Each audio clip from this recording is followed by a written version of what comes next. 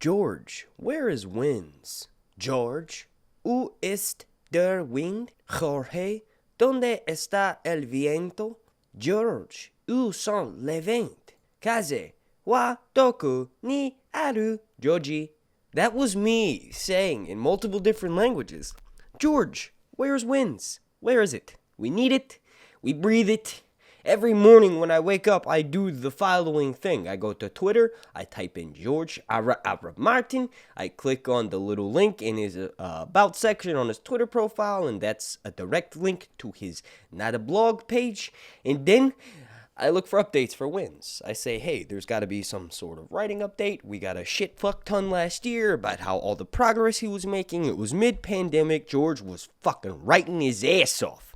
In this video, I'm going to answer 3 of the most prominent questions I see repeated whenever I make a Wins of Winter video. Before we jump into any of that, please do me a massive favor and slap a like on this video, as a like goal is going to be 3. And then also, make sure you're subscribed and turn your notifications all the way on. That way you'll get an alert every single time I drop a video throughout the wait for House of the Dragon Season 1, or as it's known on this channel, The Long Night!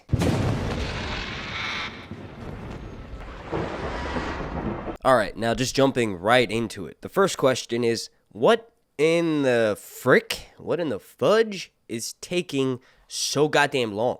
Like, if I'm not mistaken, Dance has been released 10 years ago. They just had an anniversary recently. And at this point, you know, I usually do defend his writing speed, because he's not just writing a regular fucking novel. He's not writing like a follow-up Harry Potter book or something. He's not writing something that, you know, has a pretty straightforward plot. He's writing something that was literally written to confuse the reader almost every other line. Not necessarily confuse them, but when you have characters that are linked to other characters that do certain things, and I always leave out names because I don't know who's watching this and I don't want to give away spoilers, but there are so many mysteries and subplots, and usually what you read on the surface level, unless it's like a death of a certain character that's been confirmed and you're not hearing it through someone else's eyes, or you're not reading it through their POV, then you don't really know what to believe. And because of that, these books have to sort of answer a lot of questions, whereas some writers can write a sequel novel and maybe their plot wasn't as deep as George's, and writing a follow-up or concluding that story is pretty simple and straightforward. They could wrap it up in maybe 1 or 2 books. Well, George has written a story that was originally supposed to be a lot fewer books, and the story has just grown and grown and grown. So if George wants to be as thorough as he has been in his previous works, it's going to take some fucking time. I'm pretty sure he's got Elio and Linda on speed dial, and they are on constant Skype sessions, or maybe they're at his writing cabin in the woods with him. They fact check his stuff. It's hard for the author of the story to keep his story straight. He had to hire his biggest fans, Elio and Linda, which co-authored The World of Ice and Fire. He had to hire people to help him with that. And no, it's not just because he's old and he's losing his memory. It's because this story is insanely complex. If we want to get something that's on par with Dance, that's on par with the Game of Thrones, Clash of Kings, if we want something on par with that, it's got to be just as good as those books, and then wrap up some of the storylines from those books as well. And then remember, there's a whole nother book left. So any of the new mysteries that George brings into Wins, maybe new characters and just new storylines in general, maybe something crazy happened where Jon Snow wasn't brought back and he decided to change that. Maybe that's why it's taking longer. But if he does bring on any new mysteries in Dance, in Wins, he's going to have to wrap it up in Dream. So that could be a reason why it's taking so long. But if you think that I missed something, let me know down below in the comment section on why it's taking George so long to at least finish Wins. Maybe not necessarily put it out, but at least hand in a rough copy to his editor. And then the next question I see is sort of related to the first one, of like what's taking so long, is will it come out before House of the Dragon? It's not necessarily a question I see repeated a lot. It's more so one that I personally have, because I think that,